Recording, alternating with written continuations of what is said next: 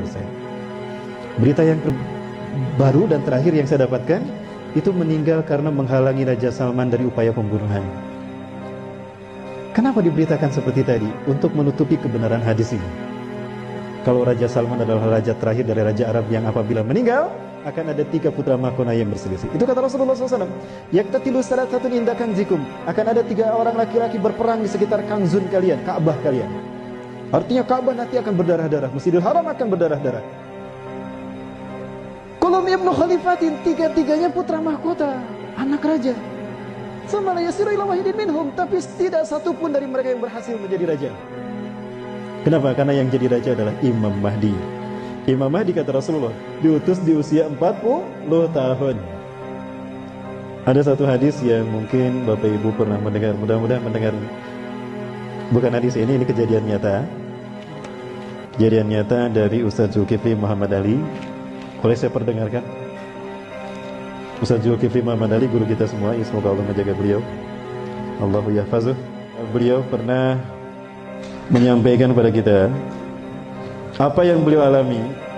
2015 Ustaz Zulkifli Muhammad Ali menyampaikan kepada kita kalau beliau mendapatkan WA dari seseorang di Madinah. WA ini berisi pernyataan, Ustaz, saya Fulan bin Fulan, saya tinggal di Madinah sudah 20 tahun. Saya belajar ilmu hadis di Madinah.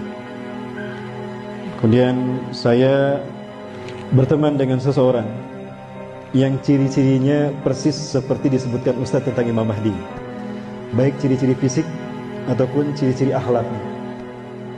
Semuanya Ustaz ada pada orang ini.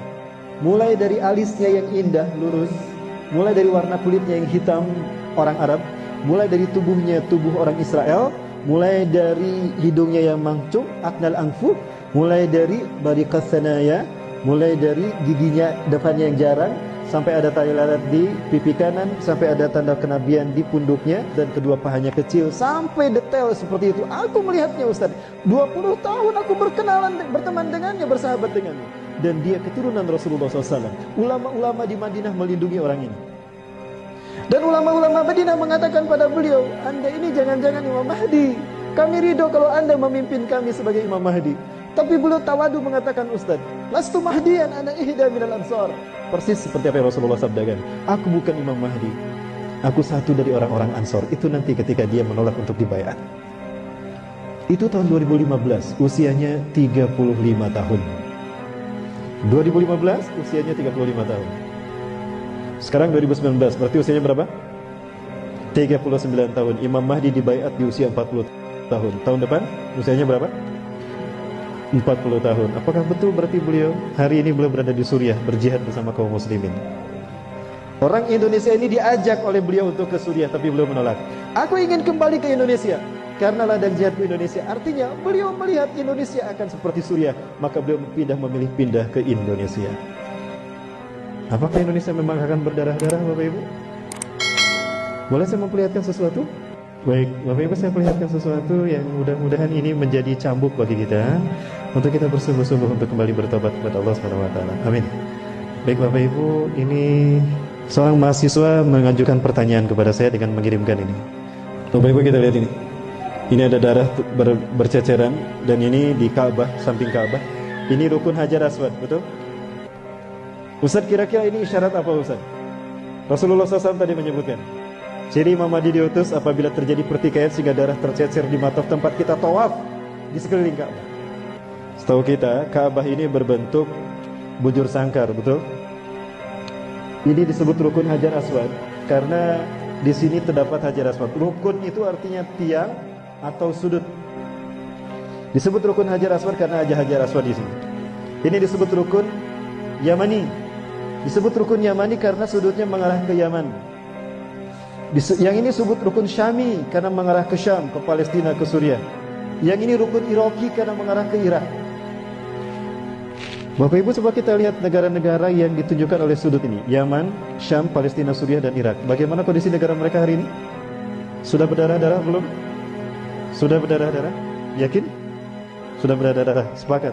Kalau ini mengarah ke Yaman dan sudah berdarah-darah, Kalau ini mengarah ke Suriah dan sudah berdarah-darah, kalau ini mengarah ke Irak dan sudah berdarah-darah. Lalu dukun Hajar Aswad yang ada darahnya tadi mengarah kemana? Mengarah kemana Bapak Ibu? Boleh kita lihat sama-sama ya? Ke Wamena? Kayaknya memang sudah berdarah-darah. Jadi kemana kan? Indonesia. Indonesia. Bapak Ibu tidak terbayang negara kita akan menjadi tempat terjadinya perang dunia ketiga. Lupakah kita kalau Rasulullah pernah bersabda, la ta'tina sa'atu hatta tuqatilu qauman sigaral a'yun juluduhum ahmar zunfal unuf wa wujuhum kal majanil mutraqah. Kiamat tidak akan menimpa kita, melainkan kalian akan berperang, sehingga kalian berperang dengan satu bangsa. Sipit mata mereka, merah kulit mereka, pesek hidung mereka, dan lebar wajah mereka. Bangsa mana Bapak Ibu? Bangsa mana? Sudah datang belum ke negara kita? Berarti memang kita akan berdarah-darah. Rasulullah mengatakan tidak akan terjadi kiamat sehingga kalian berperang. Artinya memang kita harus berperang dengan mereka. Dan nampaknya itu yang akan terjadi.